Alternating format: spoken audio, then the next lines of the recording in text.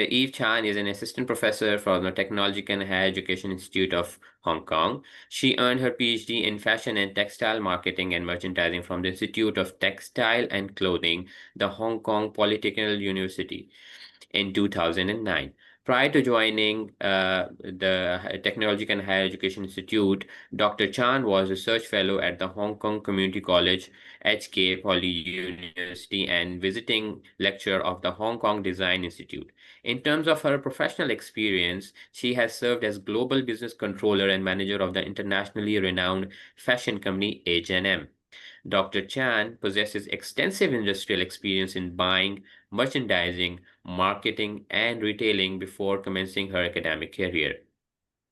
Currently, Dr. Chan is managing several competitive research projects in international trade of fashion and textile, location analysis of production in the Belt and Road Initiative, as well as econometric modeling.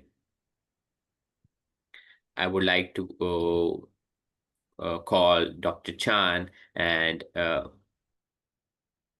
the floor is yours.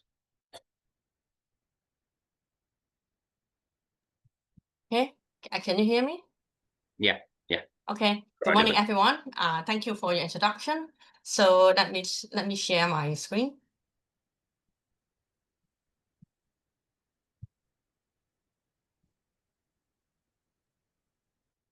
Okay, so everyone can see it? Yes, we can see us. Right. Okay, thank you very much. So thank you for the opportunity to be the keynote speaker of today 2025 ICEBAT conference. So today I would like to talk about the topic regarding the advancing sustainable design practice in textile and clothing industry, a post-pandemic perspective.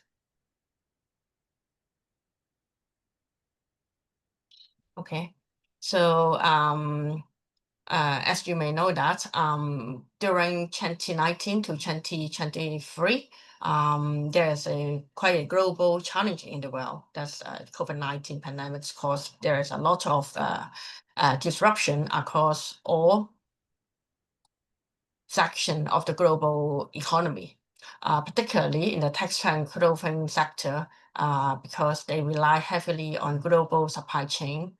From the graphic downstairs, you can see that there are so many factory closed, so many retail store closed, and there's because of this pandemic, there's a supplier or the buyer, they would like to cancel their orders. So there's a lot of stock in the factory, and then people losing job. There's a very serious unemployment rate in fashion and textile industry, as well as the female labor. They cannot get any work to do because of the cancel order due to a factory close, and that is a very serious problem during pandemic time of fashion and textile industry. But despite the fact of COVID-19 board, maybe we think that there is some opportunity for the textile and clothing industry will be reset after the market reopen in 2023. You may know that textile and clothing industry is known for its very negative environmental impact. From the right hand side, you can see that we are the second largest polluting industry in the world. We have, by the numbers, there is a 17 to 20% global water polluter due to we are using leathers, we are using denim, denim jeans, denim jackets, all this stuff. They will pollute the water, and they need a lot of water and heat to produce all this beautiful clothes. As well as if we like to grow the cotton, it's also waste a lot of water in the world. So you can see that we every time we use 200,000 liters of water for 1 kg cotton.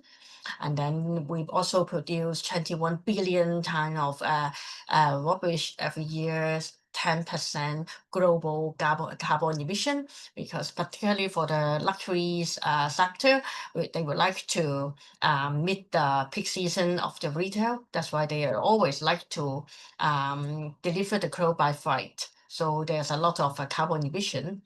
from our industry.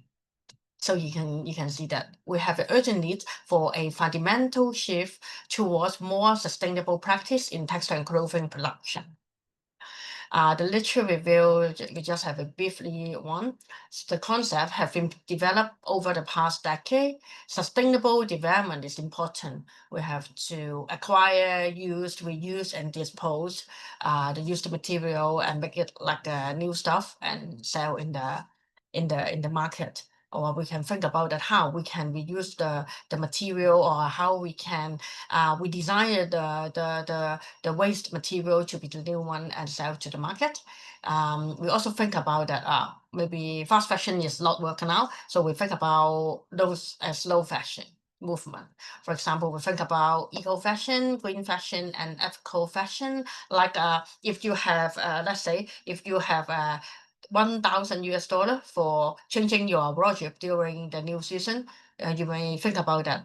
Let's go to the fast fashion company to buy, let's say, to buy 10 clothes, or you think about that. Let's go to the better quality luxury brand to buy one jacket instead of 10. So that is no fashion movement. Mean like you're willing to buy some durable clothing instead of the lower quality stuff, so that you can wear longer time and then make the environment more sustainable, because you will not just buy the fast fashion and then after one season you will throw it, and then you just waste it in the landfill. And the sustainable practice, including the circular economy, including reuse, repurpose, upcycling concept, and driver and barrier for sustainable practice, like we think about the market economy, because some people they may think that buying some sustainable green fashion maybe raise up the price. So we have to educate the new generation, educate the public. That may not be true.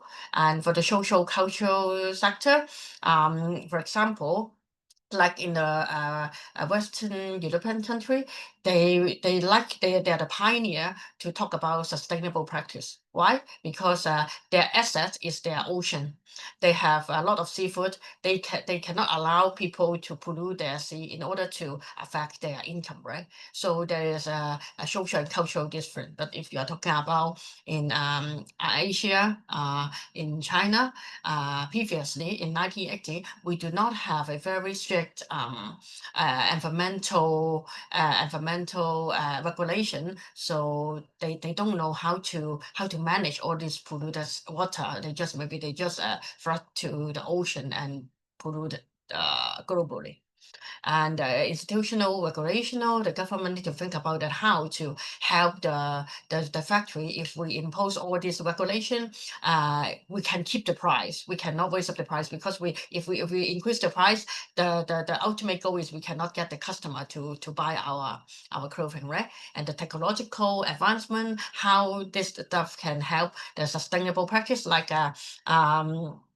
can we have the technology to regenerate the polyester, to we design or we use all this stuff from the clothing and go back to the flat like H&M do now.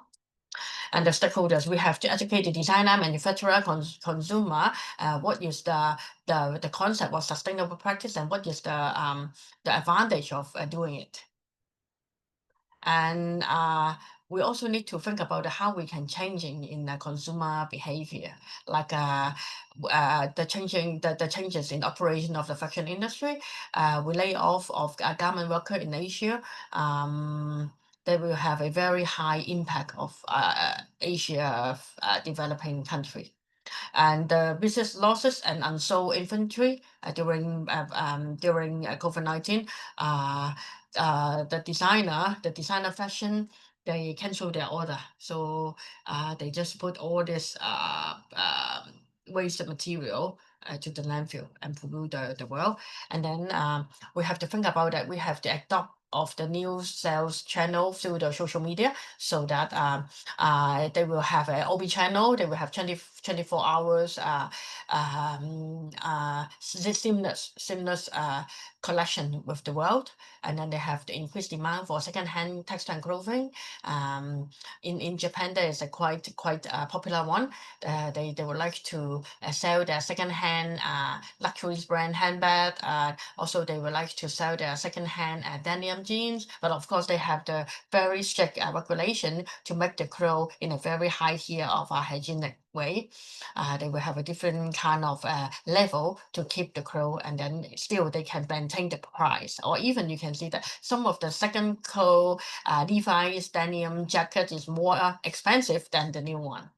And the sustainable framework, like as I said before, they have 5 areas. They including design, raw material production, manufacturing, retail marketing, storage, consumption, and end of life.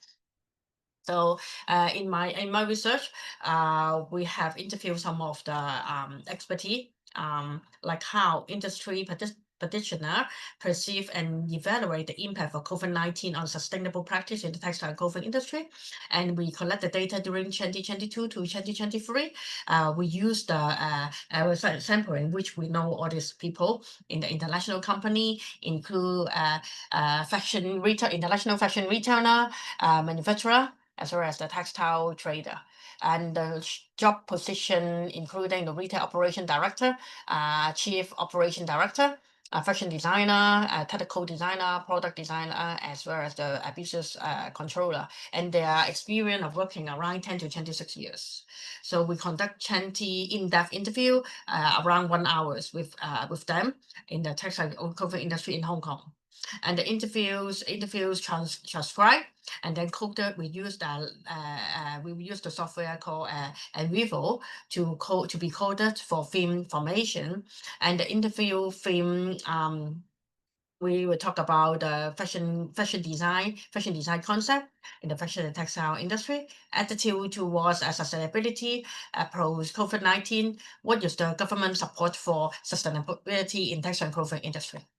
Another discussion include there's 5 key findings. For example, the sustainability textile and clothing integrate in company CSR policy, increase in sustainable design techniques and practice, call for government support, promote sustainability and textile and clothing education through there's an NGO called Redress, and then we will every year we will invite them to the school, even kindergarten, primary school, secondary school, and institute, tertiary institute, to promote what does sustainability mean. And they also collect some of the secondhand, some of the clothes, and then they will sort out and then do the secondhand sale, or they will use all these waste clothing to do the global fashion design competition.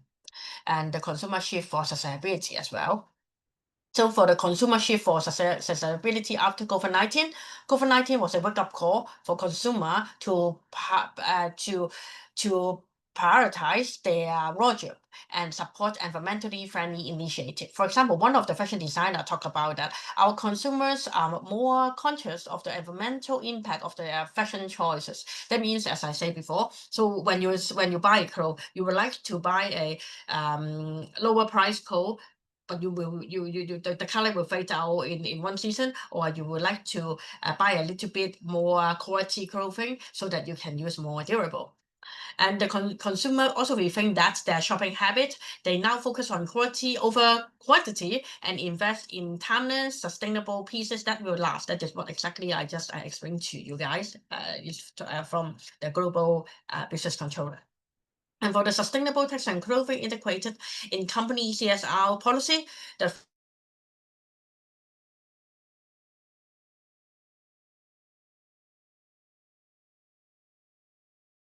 and motivate us to make more responsible choices.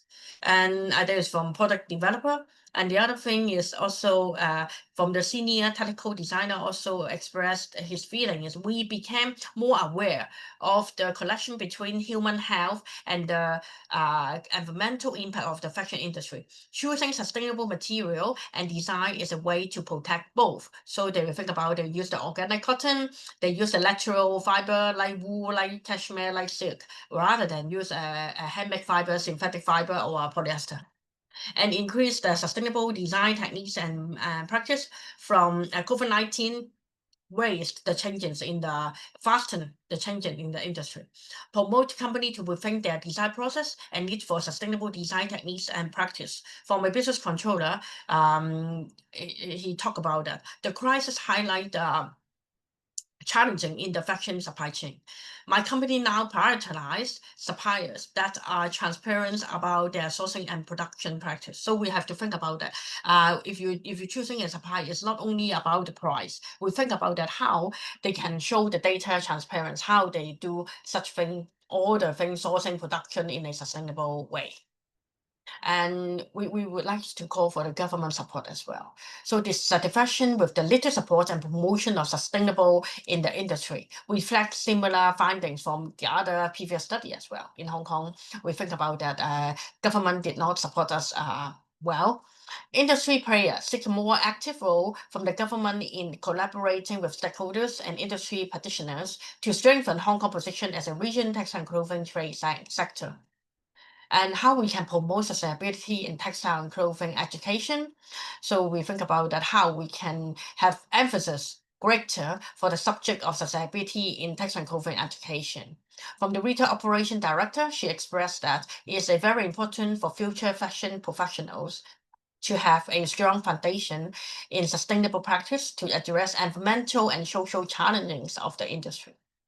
And as the industry changing and evolving, it's essential for educational institutions to prioritize teaching sustainable design principle and production method during our fashion and textile field. So the conclusion is COVID-19 fastened the integration of sustainability for more sustainable fashion consumption and production in the textile and clothing industry. And the industry's practitioners in Hong Kong had a proactive response towards sustainable practice, already actively incorporating sustainable design techniques and material into their practice, into their design, into their thinking, into their mindset, and into their manufacturing process. So we have to provide education and training program focused on educating sustainable practice to equip the future workforce with necessary knowledge and skill to face and changing industry of textile and clothing. And we would like to ask for more help from the government. We would like the government provide stronger regulatory framework like the tax incentive for the sustainable business, more strict regulation on environmental standards, more research support for development of sustainable material and technologies. So this is what I would like to present today, and thank you for your patience and attention. If you have any question, then you can ask me now or later. Thank you very much.